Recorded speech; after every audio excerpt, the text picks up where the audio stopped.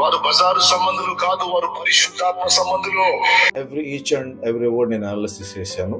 ఆ అనాలిసిస్ చేసినటువంటి మాటల్లో ఎక్కడ కూడా ఆయన హిందూ స్త్రీలు అనే మాట మాట్లాడలేదు. కానీ హిందూ స్త్రీలు మల్లెపూలు పెట్టుకునే వాళ్ళందరూ హిందూ స్త్రీలు బజార్ వాళ్ళు అనలేదు. Let us go back to the history of Chilakaluripet. చిలుకలూరిపేటలో ఇది వరకు if you take 20 years 30 years back చూసినట్లయితే మోస్ట్లీ చిలుకలూరిపేట అనేటువంటి ఏరియా ఇట్స్ మోస్ట్లీ ఎక్కువగా అక్కడ ప్రాస్టిట్యూషన్ అనేటువంటిది ఎక్కువగా ఉండేది అప్పట్లో. సో ప్రాస్టిట్యూషన్ వెళ్ళేటువంటి లేడీస్ అందరూ ఎలా ఉంటారు, హౌ దే డెకరేట్ దెమ్సెల్ఫ్ అనేది మీ అందరికి బాగా తెలుసు.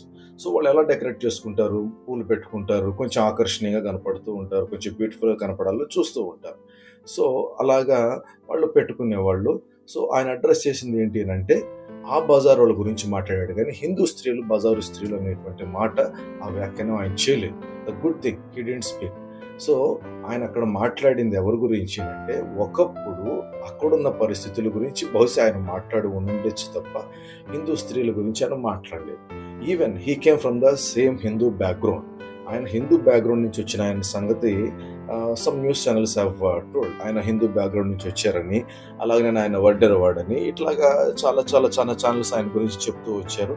ఆయన ఒక కూలీ పని చేసుకునేవాడు, అలా కూలీ పని చేసుకునేటువంటి వాడు బీసీ అని ఇట్లా రకరకాలుగా మాట్లాడుతూ కొన్ని ఛానల్స్ అనేవి అడ్రస్ చేస్తూ వచ్చాయి. అకార్డింగ్ టు మీ వాళ్ళు మాట్లాడిన దాంతో పోల్చుకుంటే ఆయన మాట్లాడింది ఏమీ లేదు. ఆయన మాట్లాడింది ఇలాంటి బజారు వాళ్ళు ఒకప్పుడు ఇక్కడ ఉండేవారు, అట్లా ఉండే వాళ్ళ గురించి మాట్లాడుతూ ఇక్కడ అలాంటి వారు ఉండరు, దే హ్యావ్ చేంజ్డ్. చిలుకలూరిపేట అనేటువంటి వర్షన్ చేంజ్ అయింది. ఒకప్పుడు అలా ఉండేవారు, ఇప్పుడు ప్రతి ఒక్కరు కూడా ప్రార్థనకి వెళ్ళేటువంటి వాళ్ళు ఎక్కువ ఉండటం వల్ల they have left the prostitution. So ఆ ప్రాస్టిట్యూషన్ అనేటువంటిది ఇప్పుడు చేయట్లేదు. So every one in Chilakaluripet ఆ వర్షన్ మీరు మార్చుకుందని ఇదివరకు ఆయన వీటిలో కూడా చెప్పడం జరిగింది.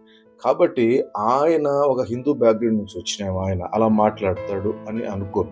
అందులోనూ హీఈస్ ఎ రెస్పాన్సిబుల్ పర్సన్. అందులోనూ హీఈస్ ఇంచుమించు దాదాపుగా కొన్ని లక్షల మంది అక్కడికి వచ్చేటువంటి వాళ్ళు ఉన్నారు. అక్కడ హిందువులు ఉంటారు, ముస్లిమ్స్ ఉంటారు, క్రిస్టియన్స్ ఉంటారు, ప్రతి ఒక్కరు కూడా అక్కడికి వచ్చే వాళ్ళు ఉంటారు.